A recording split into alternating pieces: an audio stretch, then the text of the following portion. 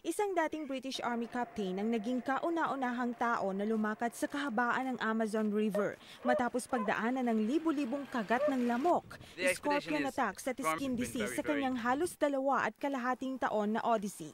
Si Ed Stafford, edad 34 na taon at nagmula sa Leicestershire, England, ang sumubok ng 859 na araw na paglakad sa kahabaan ng world's greatest river mula sa Mount Mismi sa Peru noong buwan ng Abril 2008.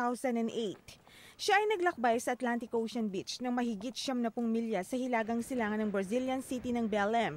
Hinimatay siya sa pagod ng 52 milya na lang ang nalalabi sa kanyang 6,000 milyang paglalakbay.